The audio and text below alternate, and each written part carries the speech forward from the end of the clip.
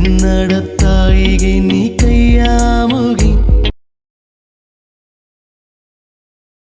ನಮಸ್ಕಾರ, ಎಲ್ಲರಿಗೂ ಸ್ವಾಗತ. ಮತ್ತೊಂದು ದೇವದ ಕಥೆಯೊಂದಿಗೆ ಎಲ್ಲರೂ ಚೆನ್ನಾಗಿದ್ದೀರಾ ಅಂತ ಅಂದ್ಕೊಂಡಿದ್ದೀನಿ. ಈ ಒಂದು ಕಥೆನ ಪೂರ್ತಿಯಾಗಿ ಕೇಳಿ, ಆಮೇಲೆ ನಿಮ್ಮ ಅನಿಸಿಕೆನ ತಿಳಿಸಿ. ಹಾಗೆ ಈ ಒಂದು ಕತೆ ಇಷ್ಟ ಆಗಿದ್ರೆ ಈ ಒಂದು ವಿಡಿಯೋಗೆ ಲೈಕ್ ಮಾಡ್ಕೊಳ್ಳಿ. ಹಾಗೆ ನಮ್ಮ ಯೂಟ್ಯೂಬ್ ಚಾನಲ್ನ ಇನ್ನೂ ಸಬ್ಸ್ಕ್ರೈಬ್ ಆಗಿಲ್ಲ ಅಂತಂದರೆ ಈ ಕೂಡಲೇ ಸಬ್ಸ್ಕ್ರೈಬ್ ಮಾಡ್ಕೊಳ್ಳಿ. ಆ್ಯಂಡ್ 100 ಸಬ್ಸ್ಕ್ರೈಬರ್ಸ್ ಮಾಡಿರೋದಕ್ಕೆ ತುಂಬಾ ಥ್ಯಾಂಕ್ಸ್. ಇದೇ ರೀತಿ ಇನ್ನೂ ಸಪೋರ್ಟ್ ಮಾಡಿ. ಸೊ ಈ ಒಂದು ಕತೆ ತಮ್ಮಲ್ಲಿ ಮೇಲೆ ಟೈಟಲ್ ನೋಡಿದ್ದೀರಾ ಅಂತಂದರೆ ಗೊತ್ತಾಗ್ಬಿಟ್ಟಿರುತ್ತೆ. ಆಗಿರೋವಂಥದ್ದು ಬಂದು ಗುಲ್ಬರ್ಗಲ್ಲಿ ಆಗಿರೋವಂಥದ್ದು. ಈ ಒಂದು ಕತೆ ಅಥವಾ ಘಟನೆನ ನಮಗೆ ತಿಳಿಸ್ಕೊಟ್ಟಿರೋರು ಹೆಸರು ಬಂದ್ಬಿಟ್ಟು ರಮೇಶ್ ಅಂತ ಹೇಳಿ. ಸೊ ಇವರು ಮೂಲತಃ ಈ ಒಂದು ಗುಲ್ಬರ್ಗದ ಪಾನಿಹಳ್ಳಿಯವರೇನೆ. ಸೊ ಇವರ ಜೊತೆ ನಡೆದಂತಹ ಒಂದು ಘಟನೆನ ತಿಳಿಸ್ಕೊಟ್ಟಿರೋ ಅಂಥದ್ದು. ಸೊ ನಾನು ಕೂಡ ನಿಮಗೆ ಅವರು ಆ ಒಂದು ಘಟನೆನ ಯಾವ ಥರ ತಿಳಿಸ್ಕೊಟ್ಟಿದ್ದಾರೋ ನಾನು ಕೂಡ ನಿಮಗೆ ಅದೇ ರೀತಿ ತಿಳಿಸ್ತಾ ಹೋಗ್ತೀನಿ. ಎಲ್ಲೂ ಕೂಡ ಸ್ಕಿಪ್ ಮಾಡಬೇಡಿ, ಪೂರ್ತಿಯಾಗಿ ನೋಡಿ, ಆಮೇಲೆ ನಿಮ್ಮ ಅನಿಸಿಕೆನ ತಿಳಿಸಿ. ರಮೇಶ್ ಮೂಲತಃ ಈ ಒಂದು ಗುಲ್ಬರ್ಗದ ಪಾನಿಹಳ್ಳಿಯವರೇ. ಅಂದರೆ ಇವರ ವಯಸ್ಸು ಸುಮಾರು 40-42 ಇರ್ಬೋದೇನೋ. ಇವರ ಹೆಂಡತಿ ಹಾಗೆ 2 ಮಕ್ಕಳು ಮತ್ತು ಅವರ ತಂದೆ ಜೊತೆ ಇರ್ತಾರೆ. ಅಂದರೆ ಇವ್ರ ಫ್ಯಾಮಿಲಿಯಲ್ಲಿ ಇಷ್ಟು ಜನ ಇರುವಂಥದ್ದು ಅಷ್ಟೇ.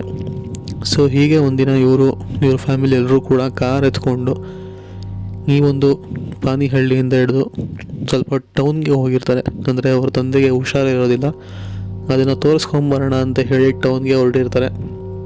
ಅಂದರೆ ಈ ಒಂದು ಮೇನ್ ಸಿಟಿಗೆ ಹೋಗಿರ್ತಾರೆ.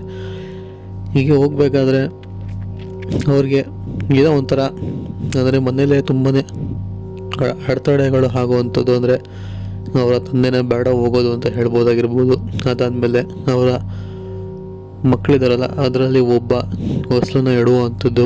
ಆಮೇಲೆ ಹೆಂಡತಿ ಕಾರ್ ಹತ್ಬೇಕಾದ್ರೆ ಇಡುವಂಥದ್ದು. ಈ ಥರ 3-4 ಸಲ ಒಂಥರ ತಡೆಯುವಂತಹ ಒಂದು ಸನ್ನಿವೇಶಗಳೇ ಅವ್ರಿಗೆ ಕಾಣಿಸುತ್ತೆ. ಬಟ್ ಆದರೂ ಕೂಡ ಇವೆಲ್ಲ ಗಡಿ ಬಿಡಿಯಲ್ಲಿರ್ಬೋದು. ಇಲ್ಲಿ ಇವರ ಹೆಲ್ತ್ ಮುಖ್ಯ ಅಂತ ಹೇಳಿ ಅವ್ರನ್ನ ಹತ್ತಿಸ್ಕೊಂಡು ಕೊನೆಗೆ ಸಿಡಿಗೆ ಕರ್ಕೊಂಡು ಹೋಗ್ತಾರೆ. ಸೊ ಇವರು ಹೋಗ್ಬೇಕಾದ್ರೆ ಮಧ್ಯಾಹ್ನ 12:30-1 ಗಂಟೆ ಆಗಿರ್ಬೋದು ಸಮಯ. ಆ ಸಮಯದಲ್ಲಿ ಕಾರ್ನ ಎತ್ಕೊಂಡು ಹೊರಡ್ತಾರೆ. ಹೋಗಿ ಸಿಟಿಯಲ್ಲಿ ಡಾಕ್ಟ್ರ್ ಹತ್ರ ತೋರಿಸ್ತಾರೆ.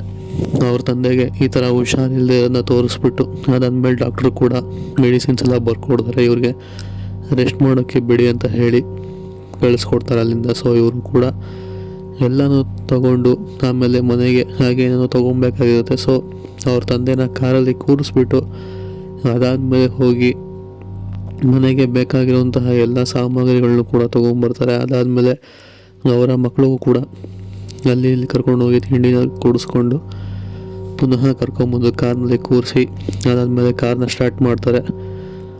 ಕಾರ್ ಸ್ಟಾರ್ಟ್ ಮಾಡಿಕೊಂಡು ಹೀಗೆ ಪುನಃ ವಾಪಸ್ ಅವ್ರಿಗೆ ಊರಿಗೆ ಹೋಗೋ ಅಷ್ಟರಲ್ಲಿ ಸಮಯ 8 ಗಂಟೆ ಆಗಿರ್ಬೋದು ರಾತ್ರಿ. ಸೊ ಈ ಸಮಯದಲ್ಲಿ ಅವ್ರ ತಂದೆ ಒಂಥರ ವಿಚಿತ್ರವಾಗಿ ಹೇಳ್ತಾರೆ, ಸೊ ಈ ಸಮಯ ಇಲ್ಲಿ ಸರಿ ಇಲ್ಲ, ನಿನ್ನ ಗಾಡಿ ಏನು ಬೇಕಾದ್ರೂ ಆಗ್ಬೋದು, ಮುಂದೆ ಯಾರೇ ಕೈ ಅಡ್ಡ ಹಾಕಿದ್ರು ಅಥವಾ ಏನೇ ಶಬ್ದ ಆದರೂ ಕೂಡ ಇಲ್ಲಿ ಮಾತ್ರ ಗಾಡಿ ನಿಲ್ಸೋಕ್ಕೆ ಹೋಗಬೇಡ, ನಿನ್ನ ಪಾಡು ನಿನ್ನ ಮನೆಗೆ ಗಾಡಿನ ತೊಗೊಂಡು ಹೋಗ್ತಾ ಇರು ಅಂತ ಹೇಳ್ತಾರೆ. ಸರಿ ಅಂತ ಇವನಿಗೆ ಸ್ವಲ್ಪ ವಿಚಿತ್ರ ಅನ್ಸುತ್ತೆ. ಅಂದರೆ ಇವರಿಗೆ ರಮೇಶನವರಿಗೆ ಸ್ವಲ್ಪ ವಿಚಿತ್ರ ಅನ್ಸುತ್ತೆ, ಏನಕ್ಕೆ ಈ ಥರ ಹೇಳ್ತಾ ಇದ್ದಾರಲ್ಲ ಇವರು ಅಂತ. ಸರಿ ಇರ್ಬೋದೇನೋ ಬಿಡು, ನಮಗೆ ಯಾಕೆ ಅಂತ ಹೇಳಿ ಕಾರಲ್ಲಿ ನಿಧಾನಕ್ಕೆ ಓಡಿಸ್ಕೊಂಡು ಹೋಗ್ತಾ ಇರ್ತಾರೆ. ಬಿಕಾಸ್ ಆ ಕಡೆ ಈ ಕಡೆ ಸುತ್ತ ಕಾಡು, ಹಾಗೆ ಬೀದಿ ದೀಪಗಳು ಕೂಡ ಇಲ್ಲ. ಇವರ ಕಾರ್ ಹೆಡ್ಲೈಟ್ ಒಂದೇ ಇವ್ರಿಗೆ ಬೆಳಕು ಇರೋವಂಥದ್ದು, ದಾರಿ ಕಾಣಿಸೋವಂಥದ್ದು. ಸೊ ಹೀಗೆ ಒಂದು ಸ್ವಲ್ಪ ದೂರ ಹೋಗ್ತಾ ಹೋಗ್ತಾ ಅವ್ರ ಮುಂದೆ ಯಾವುದೋ ಒಂದು ವಯಸ್ಸಾದಂತಹ ಹೆಂಗಸು ಕೈ ಅಡ್ಡ ಹಾಕಿ ಗಾಡಿನ ನಿಲ್ಸೋದಕ್ಕೆ ಹೇಳ್ತಾರೆ. ಅಂದರೆ ವಯಸ್ಸಾದಂತಹ ಹೆಂಗಸು, ಸ್ವಲ್ಪ ತುಂಬಾ ವಯಸ್ಸಾಗಿತ್ತು ಅಂತ ಹೇಳ್ಬೋದು. ಅವ್ರ ತಂದೆ ಆಗಿರೋ ಅಷ್ಟೇ ಏಜ್ ಆಗಿತ್ತು ಅಂತ ಹೇಳಿರುವಂಥದ್ದು. ಆವಾಗ ಇವ್ರ ತಂದೆ ಅದನ್ನು ನೋಡಿಬಿಟ್ಟು ಗಾಡಿ ಯಾವುದೇ ಕಾರಣಕ್ಕೂ ನಿಲ್ಲಿಸ್ಬೇಡ ಎತ್ತು ಅಂತ ಇನ್ನೂ ಶಬ್ದ, ಅಂದರೆ ಧ್ವನಿ ಸ್ವಲ್ಪ ಜೋರಾಗಿ ಹೇಳ್ತಾರೆ, ಗದರದ ರೀತಿಯಲ್ಲಿ ಹೇಳ್ತಾರೆ. ಸೊ ಇವರು ಕೂಡ ಯಾಕೆ ಈ ಥರ ಹೇಳ್ತಾರಲ್ಲ, ಇಲ್ಲಿ ನೋಡಿದ್ರೆ ಇವ್ರಿಗೆ ವಯಸ್ಸಾಗಿದೆ, ಒಬ್ಬರೇ ಆ ಕಡೆ ಈ ಕಡೆ ಯಾವ ಗಾಡಿನೂ ಕೂಡ ಬರ್ತಿಲ್ಲ, ಇರಲಿ ಪರವಾಗಿಲ್ಲ ಬಿಡಿ, ಅವ್ರನ್ನ ಬಿಟ್ಟು ಹೋಗೋಣ, ಏನಾಗಲ್ಲ ಅಂತ ಹೇಳಿ ಇವ್ರ ಮಗ ಕಾರ್ನ ನಿಲ್ಸೋದಕ್ಕೆ ಪ್ರಯತ್ನ ಪಡ್ತಾರೆ. ಅದಾದಮೇಲೆ ಅವ್ರ ತಂದೆ ಬೇಡ, ಯಾವುದೇ ಕಾರಣಕ್ಕೂ ನಿಲ್ಲಿಸ್ಬೇಡ, ಇಲ್ಲಿ 2 ಮಕ್ಕಳಿದ್ದಾರೆ, ಇವ್ರ ಬಗ್ಗೆ ಯೋಚನೆ ಮಾಡಿಕೊಂಡು ನಿನ್ನ ಪಾಡು ನೀನು ಓಡಿಸ್ಕೊಂಡು ಹೋಗೋ ಗಾಡಿ, ಅವ್ರ ಪಾಡಿಗೆ ಅವ್ರು ನಿಂತ್ಕೊಳ್ಳಿ ಅಂತ ಹೇಳಿಬಿಟ್ಟು ಇನ್ನೂ ಗದರ್ತಾರೆ.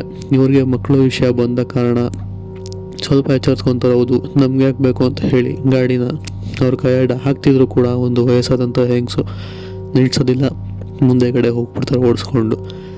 ಹೀಗೆ ಮುಂದೆ ಮುಂದೆ ಹೋಗ್ತಾ ಹೋಗ್ತಾ ಹೋಗ್ತಾ ಅವ್ರಿಗೆ ಯಾವ ಒಂದು ಹೆಂಗಸು ಕೈ ಅಡ್ಡ ಹಾಕಿದ್ರಲ್ಲ ಅವರು ಅವ್ರಿಗೆ ಆಪೋಸಿಟ್ ಡೈರೆಕ್ಷನಿಂದ ನಡ್ಕೊಂಬರೋ ಥರ ಇವ್ರಿಗೆ ಮತ್ತೆ ಕಾಣಿಸಿರೋವಂಥದ್ದು.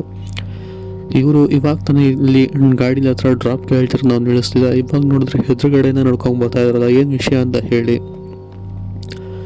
ಇವ್ರಿಗೆ ಆ ಒಂದು ಸಮಯಕ್ಕೆ ತುಂಬಾ ಗಾಬರಿ ಆಗುತ್ತೆ. ಅದಾದ್ಮೇಲೆ ಅವ್ರ ತಂದೆ ಹೇಳ್ತಾರೆ, ಸೊ ನಾನು ನಿಮ್ಗೆ ಹೇಳಿದ್ದೆ, ಅದಕ್ಕೇ ಗಾಡಿ ಯಾವುದೇ ಕಾರಣಕ್ಕೂ ನಿಲ್ಲಿಸ್ಬೇಡ, ಸರಿ ಇಲ್ಲ, ಅವಳು ಮನುಷ್ಯಳಲ್ಲ, ಅವಳು ದೆವ್ವ, ಇಲ್ಲಿ ತುಂಬ ವರ್ಷಗಳಿಂದ ನಮಗೂ ಈ ಥರ ತೊಂದರೆಗಳನ್ನ ಕೊಡ್ತಾನೆ ಇದ್ದಾಳೆ, ನಿನ್ನ ಪಾಡಿಗೆ ನೀನು ಹೋಗು, ಆ ಕಡೆ ಗಮನ ಕೊಡಬೇಡ ಅಂತ ಹೇಳ್ತಾರೆ.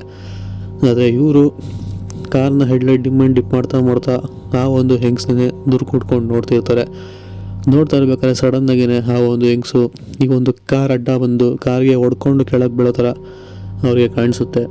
ಇದಾದ್ಮೇಲೆ ಈ ಥರ ಹೊಡ್ಕೊಂಡು ಬಿದ್ರಲ್ಲ ಕಾರ್ಗೆ, ಕೆಳಗೆ ನೋಡೋಣ ಏನಾಯಿತು ಅಂತ ಹೇಳ್ಕೊಳಕ್ಕೆ ಹೋಗ್ತಾರೆ, ಗಾಬರಿಯಲ್ಲಿ ಮರ್ತೋಗಿರ್ತಾರೆ. ಅದಾದ್ಮೇಲೆ ಅವರಪ್ಪ ಕೈ ಹಿಡಿದು, ಬಿಡು, ಅವಳು ಬಿದ್ದರೆ ಬೀಳಿ, ನಿನ್ನ ಪಾಡು ನಿನ್ನ ಗಾಡಿ ಓಡಿಸ್ಕೊಂಡು ಹೋಗ್ತಾ ಹಿಂದೆಗಡೆ ತಿರುಗಿ ನೋಡಬೇಡ ಅಂತ ಪುನಃ ಹೇಳ್ತಾಳೆ. ಅಲ್ಲ, ಅವರು ಬಿದ್ದೋದ್ರು ಅಂತಲ್ಲ, ಮತ್ತೆ ಈ ಒಂದು ರಮೇಶ್ ಅವ್ರು ಕೇಳಿದ್ಕೆ ಹೇಳ್ದಷ್ಟು ಕೇಳು, ನಿನ್ನ ಪಾಡು ನಿನ್ನ ಗಾಡಿ ಓಡಿಸ್ಕೊಂಡು ಹೋಗು ಅಂತ ಹೇಳಿರೋವಂಥದ್ದು. ಇದಾದಮೇಲೆ ಇವರು ಕೂಡ ಗಾಡಿನ ಮೂವ್ ಮಾಡ್ತಾರೆ. ಗಾಡಿ ನೋಡಿದ್ರೆ ಆರಾಮಾಗಿ ಮೂವ್ ಆಗುತ್ತೆ, ಅಂದರೆ ಮುಂದೆಗಡೆ ಯಾರು ಬಿದ್ದಿಲ್ಲವೇ ಇಲ್ಲೇನೋ, ಏನೋ ಆಗೇ ಇಲ್ಲ ಅನ್ನೋ ಥರ ಈಸಿಯಾಗಿ ಗಾಡಿ ಮೂವ್ ಆಗಿಬಿಡುತ್ತೆ ಮುಂದೆಗಡೆ. ಅದಾದಮೇಲೆ ಹೋಗ್ತಾ ಹೋಗ್ತಾ ಬ್ಯಾಕ್ ಸೈಡ್ ಮಿರರಲ್ಲಿ ನೋಡ್ತಾರೆ, ಆ ಒಂದು ವಯಸ್ಸಾದಂಥ ಹೆಂಗಸಿರಲ್ಲ ಅವಳು ಇದ್ದಕ್ಕಿದ್ದಂಗೆ ಒಂದು ಪಕ್ಷಿಯಾಗಿ ಹಾರೋಗಿರುವಂಥದ್ದು. ಇದನ್ನು ಕಣ್ಣಾರೆ ಕಂಡಿರೋವಂಥವ್ರು ಇವರು ಮತ್ತು ಇವರ ವೈಫ್ ಇಬ್ಬರು ಕೂಡ ಆ ಒಂದು ಹಿಂದೆಗಡೆ ಬ್ಯಾಕ್ ಮಿರರಲ್ಲಿ ಕಣ್ಣಾರೆ ಕಂಡು ಶಾಕ್ ಆಗ್ತಾರೆ ಒಂದು ಸೆಕೆಂಡ್ಗೆ. ಅದಾದಮೇಲೆ ಇದು ಒಳ್ಳೇದಾಯಿತು, ಇವ್ರ ಮಾತು ಕೇಳಿದಕ್ಕೆ ಪರವಾಗಿಲ್ಲ ಅಂತ ಹೇಳಿ ಹೇಗೋ ಬಚಾವಲ್ವಲ್ಲ ಅಂದ್ಕೊಂಡು ಅಲ್ಲಿಂದ ಓಡಿಸ್ಕೊಂಡು ಪುನಃ ಹೋಗ್ಬಿಡ್ತಾರೆ ಮನೆಗೆ. ಸೊ ಇದು ಅವ್ರು ನಮಗೆ ತಿಳಿಸ್ಕೊಟ್ಟಿರೋವಂತಹ ಒಂದು ನಿಜ ಘಟನೆ, ಅವರ ಜೀವನದಲ್ಲಿ ನಡೆದಿರೋವಂಥ ಒಂದು ಘಟನೆ.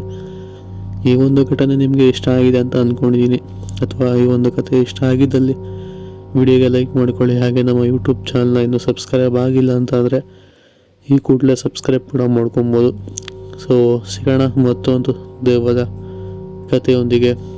ಅಲ್ಲಿವರೆಗೂ ನೀವು take care, good bye friends.